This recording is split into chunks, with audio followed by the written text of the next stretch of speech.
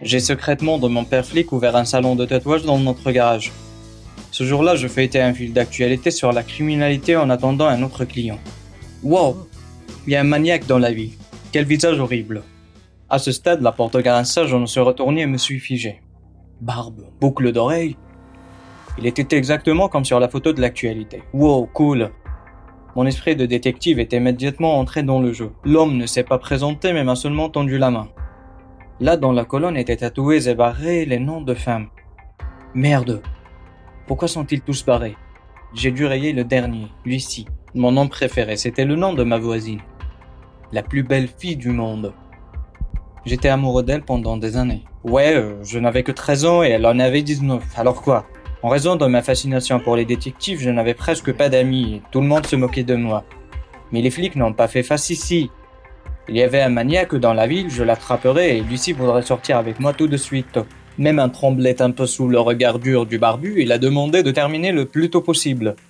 J'étais encore terrifié par cette intonation calme, il se comportait comme si de rien n'était. Touche finale et c'est prêt. Je voulais exposer ce monstre et demander si toute la police du pays le recherchait, mais quelqu'un est entré dans le garage. Je me suis retourné, c'était Lucie. Mais elle ne m'a même pas regardé et s'est dirigée vers l'homme et l'a appelé Max. Ok alors, maintenant je connaissais son nom. Elle le serra dans ses bras, disant qu'il l'avait manqué. Et puis elle a ajouté méchamment, « Est-ce que tu aimes plus sortir avec les enfants qu'avec moi ?» Quoi? Elle parle de moi, n'est-ce pas? Et puis ça m'est venu. Elle est sortie avec ce Max, mais pourquoi a-t-il simplement rayé son nom? J'étais abasourdi. Lucie le conduisit par la main vers la sortie. Max a dit qu'il devait entrer dans le magasin et qu'une surprise l'attendrait le soir. Ils sont partis et j'étais paralysé par la pensée. Max voulait s'occuper de Lucie. On aurait dit qu'elle était la prochaine victime d'un maniaque fou. J'ai suivi discrètement Max. Il s'est dirigé vers le magasin de sport. Bizarre, je marchais entre les rangées en essayant de trouver. Et puis j'ai vu Max ramasser une batte de baseball. Maintenant je tais. J'ai sorti le téléphone pour obtenir une preuve photo, mais le clic de mon appareil photo a été entendu par tout le magasin. Max se retourna aussi et se dirigea rapidement vers le comptoir derrière lequel je me cachais. Le cœur sortait de ma poitrine. Que se passe-t-il si cette Hulk me trouve? Mais alors Max a été distrait par le vendeur. Je me suis précipité et je courus vers la maison de Lucie. Je la sauverai, elle saura ce que je suis vraiment. Et ceux qui se moquaient de moi, de mon père et de toute la ville aussi. Mais sur le pas de la porte, j'ai ralenti, j'ai cru craindre de lui parler encore plus que je ne craignais le maniaque. « Allez, tu peux !» me suis-je dit et j'ai frappé. Lucie a ouvert la porte et a immédiatement demandé « De quoi avez-vous besoin ?» J'ai rougi et bâillé que son petit ami était un maniaque. Lucie a ri, m'a caressé la joue et a dit que j'étais mignon, mais que je ne devais pas me mêler de la vie des gens. « Lucie, tu changeras d'avis en voyant ce que ton copain a acheté au magasin. » J'ai sorti le téléphone, mais Lucie a demandé de ne pas gâcher la surprise et a immédiatement claqué la porte. Je suis rentré chez moi et j'ai vu la voiture de la police dans la cour. Mon père est revenu du travail. Malheureusement, je ne le voyais pas, un flic aussi cool que Sherlock Holmes. Et je me suis demandé si je devais lui parler de Max. Encore plus alors, papa serait au courant de mon salon de tatouage souterrain. Mais la vie de Lucie était en jeu. Je suis allé voir mon père et lui ai tout dit. Étonnamment, il était cool à ce sujet, mais j'ai dit que je devais, moi, regarder les films policiers.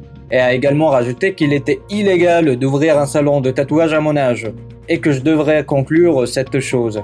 Je le savais, il m'a toujours tout interdit. Mais après une petite pause, il ajouta mystérieusement qu'il avait déjà vu mon album tatoué, et pensait que j'étais doué mais uniquement en dessin, et les investigations devraient être gérées par des professionnels. Ensuite, il a promis qu'il ferait passer ce Max dans le système demain, et s'est allongé sur le canapé en regardant la télévision. Soudain, il y eut un rugissement du moteur à l'extérieur, j'ai regardé dehors. C'était le vélo de Max. Il s'est arrêté pour Lucie et l'a emmené quelque part. J'ai besoin de les rattraper. J'ai couru si fort que je m'évanouissais, je les perdais constamment de vue. Mais je l'ai quand même. Le vélo était garé devant un café abandonné et des bruits de bosses et de cris se faisaient entendre depuis l'arrière-cour. J'ai attrapé un bâton, j'ai marché autour du café et j'ai regardé prudemment derrière le coin. Que se passe-t-il ici? Max, pour une raison quelconque, avait les yeux bandés. Il avait déjà balancé sa batte. Non. Et puis j'ai remarqué une piñata, une balle remplie de bonbons. Arrêtez, qu'est-ce que tout cela signifie? À ce stade, mon père m'a appelé, Max se retourna au centre de la sonnerie et oh putain! À 3 sauts, il était à proximité et m'a attrapé par le capot. Je me suis balancé stupidement jusqu'à ce que je tombe au sol. Max a dit qu'il allait me ramener à la maison maintenant. Max a demandé à Lucie de l'attendre à la maison au lac. Il m'a mis de force sur le vélo et a murmuré de façon inquiétante que je l'avais empêché de dire au revoir à Lucie pour toujours. Quoi, il cache même pas qu'il veut l'achever. J'ai besoin de preuves. Et puis j'ai remarqué le téléphone de Max sortir de sa poche. J'ai doucement essayé de l'obtenir, mais Max a crié de tenir fermement. Nous avons brusquement ralenti à l'intersection, je suis descendu du vélo, prétendument accroché à la veste de Max. Un coup de meurtrier, j'ai toujours son téléphone. Nous sommes allés à la maison et en voyant mon père, j'ai immédiatement couru vers lui. Papa, arrêtez-le, il a admis qu'il voulait en finir avec Lucie. Mais au lieu de cela, mon père m'a juste enfermé dans la pièce et a dit que j'étais assigné. Je n'allais pas abandonner si facilement et surtout j'avais une preuve solide. Le téléphone de Max et en effet c'était plein de discussions avec des filles. Je n'avais pas le temps de réfléchir alors j'ai ouvert la fenêtre et suis sorti avec précaution. J'avais besoin de sauver Lucie. Dans ces textes il y avait les coordonnées de la maison d'hôte au bord du lac dont Max parlait. Mais c'était à 2 heures de route. Comment puis-je y arriver? Il n'y avait pas de taxi la nuit. Et puis la voiture de mon père a attiré mon attention, je pourrais me retrouver en prison pour ça, mais j'étais prêt à tenter ma chance. La vie de Lucie comptait plus que ça. Je suis monté dans la voiture et j'ai voulu la démarrer, mais j'ai accidentellement activé la sirène. Oh, pas ce bouton! Mon père est immédiatement sorti de la maison et a couru vers moi en hurlant. J'ai rapidement démarré la voiture et parti. Je vais sauver Lucie, je vais révéler Max et tu comprendras tout, papa! 2 heures plus tard, j'étais déjà près du lac et j'ai laissé la voiture pour ne pas me faire remarquer. J'ai vu dans les films qu'il le faisait, mais mes jambes ont refusé de partir. J'ai expiré, si je finis par mourir aujourd'hui, alors au moins je meurs autant que héros. Je me suis précipité vers la maison, mais quelqu'un m'a attrapé par derrière, me serrant la bouche, c'était Max. Terrifié, j'ai essayé de fuir, mais il m'a seulement serré plus fort et a commencé à chuchoter. Lucie était derrière lui et maintenant nous étions tous les deux en danger. Je ne croyais plus un mot. Dès que la prise de Max s'est relâchée, j'ai crié de toutes mes forces. « Lucie, sauve-toi !» Et puis elle est apparue, cheveux inclinés, regard fou, chauve-souris à la main. « Va à la maison, dit-elle à Max. » Et lui, pâlissant, se dirigea vers la porte. J'étais tellement content qu'elle soit en vie, mais Lucie me siffla. « D'où viens-tu, petit gamin ?» Elle a attrapé ma main et m'a traîné jusqu'à la maison. Je n'ai rien compris. En fermant Max, elle m'a traîné dans la pièce voisine et il n'était pas possible de sortir. Lucie me tenait fermement les mains.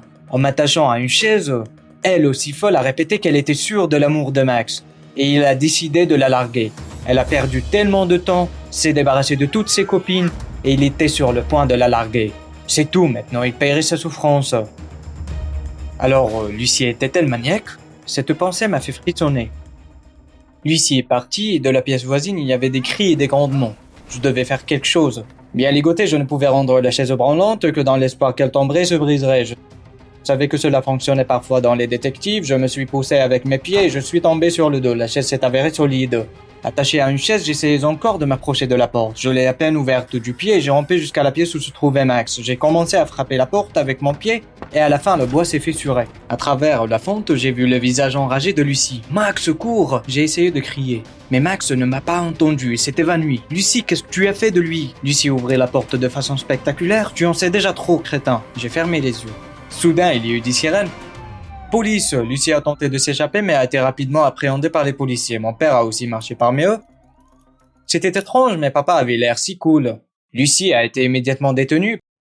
Papa m'a dit lié et a dit que je venais de sauver la vie de Max. J'étais tellement reconnaissant à mon père pour son aide, mais comment m'a-t-il trouvé? Il s'est avéré que toutes les voitures de la police étaient équipées de balises, donc ce n'était pas difficile. Sur le chemin du retour, papa a dit que j'avais un flair pour les criminels, tout comme il l'avait fait dans sa jeunesse. Je n'ai rien compris, qu'en est-il de cette photo d'actualité? C'était Max. Papa a éclaté de rire et a dit que toutes les barbes étaient similaires. Je devais faire attention quand je blâmais quelqu'un. Quelques semaines plus tard, papa a attrapé un vrai maniaque et Lucie s'est avéré n'avoir rien fait de cela aux filles de Max. Elle les a seulement intimidées en les forçant à rompre avec lui. Alors j'ai vite fermé le salon de tatouage et plongé dans les valises. J'ai décidé de dessiner uniquement pendant mon temps libre. Pour l'instant, je me prépare activement pour être admis à l'académie de police. Et un jour, Max est venu chez moi, nous nous sommes étreints comme de vieux amis, nous avions vécu tellement de choses ensemble. Et puis, il a dit qu'il était venu pour un nouveau tatouage, et même si je ne l'ai plus fait, Max m'a convaincu en disant que c'était très important pour lui. J'ai demandé quel nom nous tatouerions cette fois, Max m'a répondu brièvement la vôtre. C'était la seule raison pour laquelle il croyait encore aux gens, il n'oublierait jamais comment je l'ai sauvé. Et les filles le larguaient tout le temps. Il ne sait rien, je lui ai dit que Lucie était à blâmer pour avoir rompu avec les filles.